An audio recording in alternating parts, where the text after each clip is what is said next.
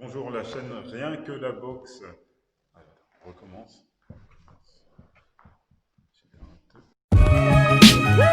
Shit, check Togo, nigga. Say it like this. Nigga J.O. Hudson. Bonjour à tous, la chaîne Rien que la boxe. Aujourd'hui, on se retrouve avec Coach Ousmane. Et coach Moussa, Voilà. On se retrouve en ce début d'année pour la rencontre qui a eu lieu hier soir à Dallas entre Luke Campbell et Ryan Garcia. Ryan Garcia, peut-être vous le connaissez, c'est un célèbre boxeur qui est beaucoup sur les réseaux sociaux, comment ça s'appelle, qui a fait du bruit, grâce à ces fameux KO qu'il a mis par son crochet du gauche. Deux fois il l'a mis, c'était cette année, je crois. ouais, C'était cette année. exactement. Voilà, donc il avait affaire à Luke Campbell. Luke Campbell qui est un médaillé d'or à Londres. En 2012, il me semble. Ouais, ouais. Donc c'était un gros test aussi pour Ryan Garcia qui allait affronter pour une fois quelqu'un d'un certain calibre parce que c'est vrai qu'il avait 20 victoires, je crois 17 KO. 17 KO, mais c'était un petit peu contre des fers-valoir. Et là, il passait Un palier super. un palier vraiment supérieur parce que Luke Campbell, c'est quelqu'un qui a combattu contre Linares. Linares, c'était le champion des moyens. Il a surtout, et son dernier combat, c'était contre Lamoshenko. Lamoshenko qu'il avait battu au bout de 12 rounds. Il avait donné un petit peu de fil à retordre à Lamoshenko, mais bon, ça avait été, ça avait été une décision unanime euh, pour Lamoshenko. Donc, et ça faisait un an et demi, pratiquement un an et demi que lui n'avait pas combattu. Donc en gros, il était en manque d'activité. Et le fait d'être en manque d'activité, bah, ça se répercute sur ta boxe. Parce qu'on sait qu'un boxeur a besoin de boxer régulièrement pour toujours Oui, avoir le être rythme. avoir le rythme, être dans le coup. Et là, dans ce combat, on a vu qu'il y a eu un manque de compétition. Et il ne faut pas oublier que ce combat, en fait, il a été reporté dû à la maladie. Luke Campbell, il a attrapé le Covid. Normalement, cette rencontre aurait dû se dérouler le 5 décembre. Ça a été repoussé à hier.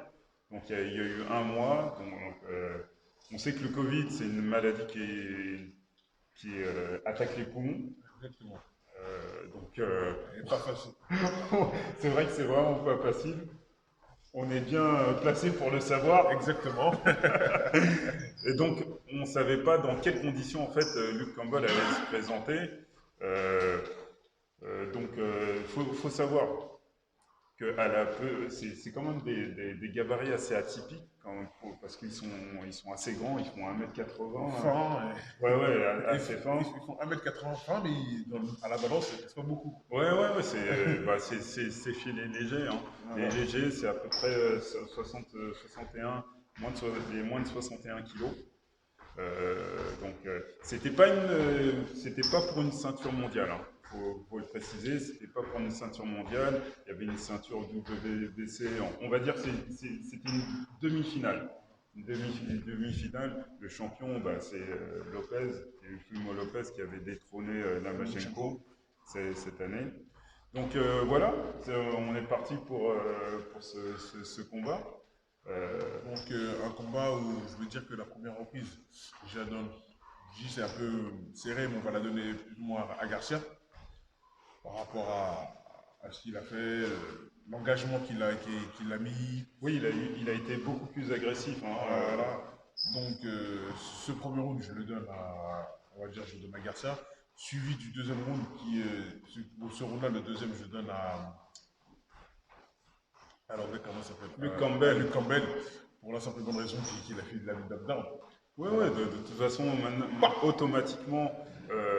automatiquement en général, quand il y a un knockdown, c'est-à-dire quelqu'un qui qui tombe au tapis ou qui met carrément le genou à terre, ça aussi, ou même son gant au sol, l'arbitre vous compte. Et ça coûte en fait.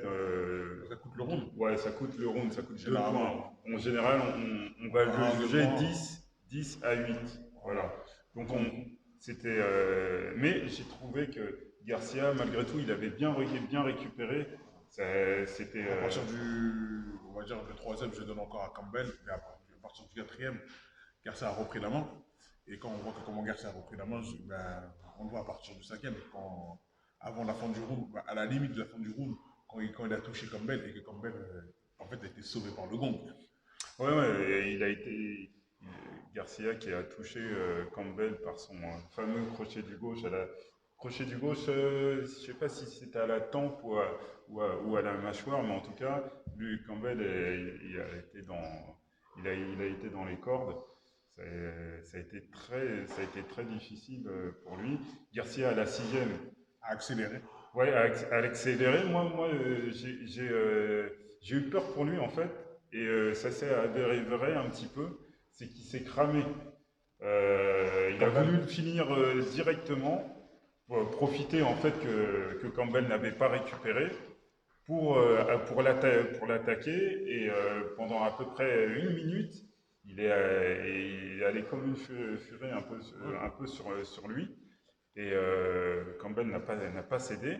Et ça a profité, j'ai trouvé que ça avait profité à Campbell. À partir de la deuxième minute, on a vu un Garcia qui était assez fatigué. Ouais, mais en fait, on va dire, il a mis un certain effort. C'était le temps de la récupération où l'autre il a profité. Mais après, on a vu par la suite comment Garcia a repris la main dans le round. Et à la septième, on a vu. Mais après, il faut dire une chose, c'est que quand je regarde la physionomie du combat, le combat en général, on a vu qu'il y avait une classe d'écart. C'est que dans le sens où Campbell, il boxait encore avec son style d'amateur. Tu trouves, hein, pourtant ça fait depuis 2012-2013 qu'il est pro, mais peut-être, c'est vrai qu'il a fait une grosse carrière amateur. Hein. Ouais, mais dans le combat, j'ai senti le style amateur. Et j'ai ressenti Ryan Garcia un pro en progression. Ouais. Donc j'ai vu, pour moi, à titre personnel, j'ai trouvé une classe d'écart par rapport aux deux styles de boxe qui a été appliqué durant le combat. Et à ce moment-là, ça a pêché. Ça a pêché pour Campbell, parce que Campbell n'a pas réussi à boxer comme un pro. C'était pas bien. Il a manqué de vis, je trouve. Aussi, de vis, moi je trouve qu'il a manqué de vis.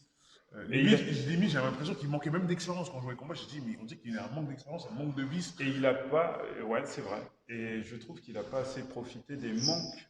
Et ça, il faut le rappeler pour Garcia, parce que c'est vrai qu'il a eu la victoire par un superbe crochet. Hein.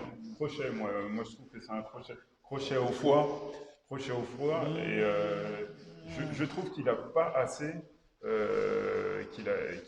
attaqué Garcia, qui avait une défense, j'ai trouvé très pauvre. On dirait mais non, il a fait, ouais, on va dire un crochet, parce qu'il a fait forme d'aller en haut et il a piqué en bas. Exactement. C'est le contraire de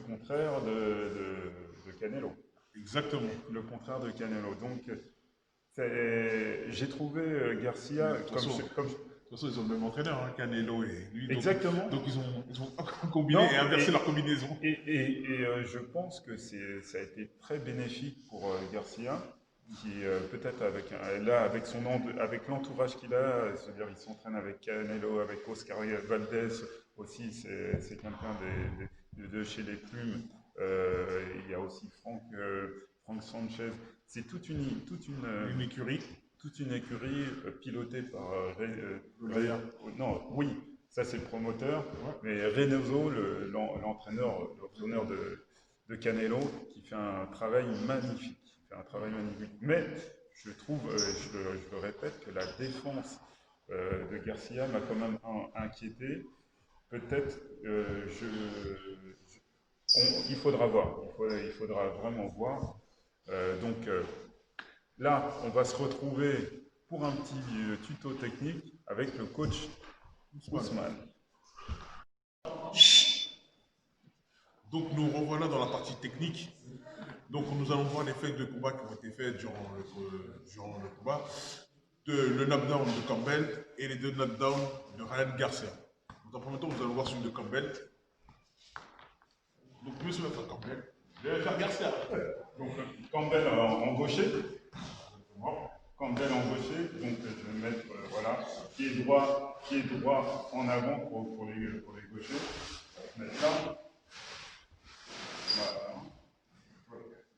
Voilà. Et maintenant, c'est parti. Là. Il a ça. Tentez au corps. Voilà. Il le met quand même de au corps. Et après, Et il remonte à la face. Exactement. Là, doucement. Là. Là. Là. Là. Là. Là. J'ai envie de s'accélérer.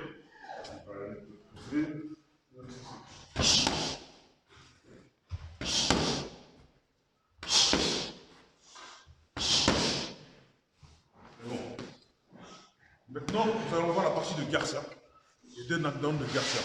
Donc, un a été fait au 5e round, juste sauver vraiment le gong. Et le dernier a été fait durant le 7e round. Il n'y a pas eu de knockdown d'ailleurs au 5e. Hein. En fait, il l'a eu, mais ils l'ont pas compté. Ils l'ont pas compté, quand tu remarques. Ils l'ont pas compté. Et en plus de ça, il a été sauvé par la fin du round. Ouais, il a par été les touché cordes aussi. Voilà, il a été touché, il s'est retourné de dos. Et comme c'était la fin du round, Donc en fait, il l'a eu sur son coup favori, c'est-à-dire le crochet gauche, souvent à la tempe. Il arrive souvent à la tempe. Ça, c'est pour le 5e. Hein. C'est celui qu'on va faire maintenant. Le 5e, crochet gauche, normal. Crochet gauche, c'était sur une attaque de Campbell. Voilà. Donc c'est là, il vient, pam.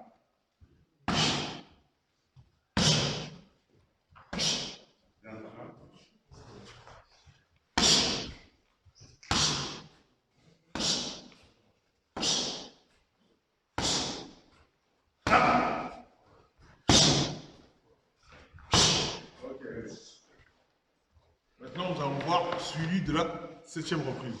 Ah, juste un petit peu. Là, c'est vrai que tu me disais qu'il était trop large.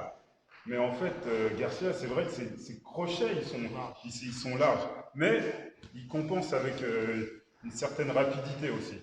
Ils sont larges par rapport à la physionomie du combat et par rapport aussi à la taille de Campbell. Parce que Campbell, il est grand, il fallait qu'il lui rentre dedans. Et parce que aussi, le fait que Campbell a une longue allonge, il est longiligne et qu'il était en gaucher, le seul moyen de truc, c'est d'avoir des coups un peu plus larges en mettant ses crochets. D'accord. Bon, on passe au fameux knockdown. La 7e reprise. Voilà. C'est plus un knockdown, c'est un KO d'ailleurs. Exactement. Un crochet. Alors certains diront hypercut. Toi, tu dis. Ah, c'est. Vu comme en fait il est parti pour le coup, ça donnait en vitesse accélérée, ça donne l'impression qu'il a visé la tête et en final il termine au foie. D'accord. Donc, le fameux contraire de Canelo qui, lui, aime bien justement feinter au corps et remonter à la tête, toujours à la tempe d'ailleurs.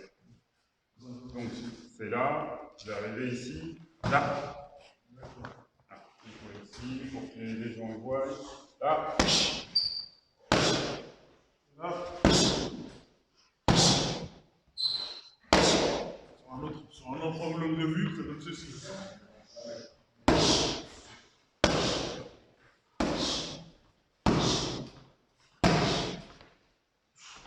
Toujours le foie. Donc, c'est vrai que Campbell, en fait, lui, son réflexe, ça a été de lever très haut sa main parce que c'est vrai que Garcia avait multiplié justement ses crochets à la tempe. Donc lui, avec le temps, en fait, il s'est protégé comme ça et il en a oublié son foie qui était juste là. Et sûrement, quand vous êtes droitier, quand vous êtes droitier, le foie du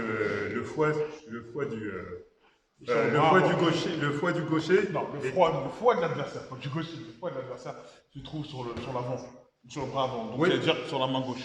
Oui, donc il est plus près en fait. Parce que là, je suis plus près ici.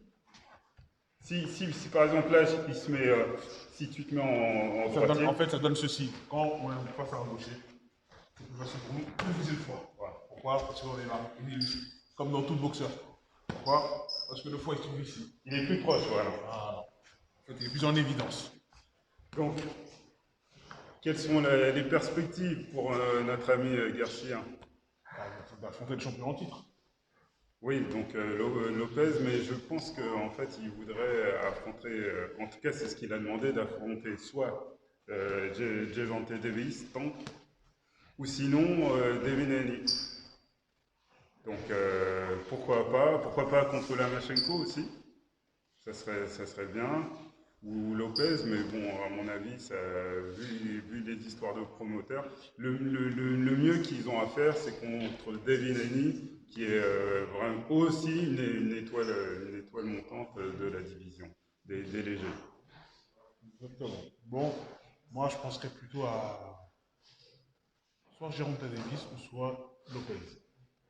Ça fera un combat explosif avec des deux gros punchers. C'est vrai que Henny, malheureusement, c'est un super boxeur, mais il a pas, disons que lui, il est moins puncher que les autres et peut-être aussi moins vendeur. Donc un combat contre Tank Davis avec comme en plus les promoteurs se détestent, De La Hoya et Mayweather. Bah, ça ferait un beau combat. Mais pour l'oseille, tout le monde peut s'arranger. Certes, certes. Donc nous, on vous quitte et on vous salue. N'oubliez pas, bien sûr, d'activer la cloche, de partager, de commenter et bien sûr de vous abonner. Voilà, on vous quitte, à la prochaine.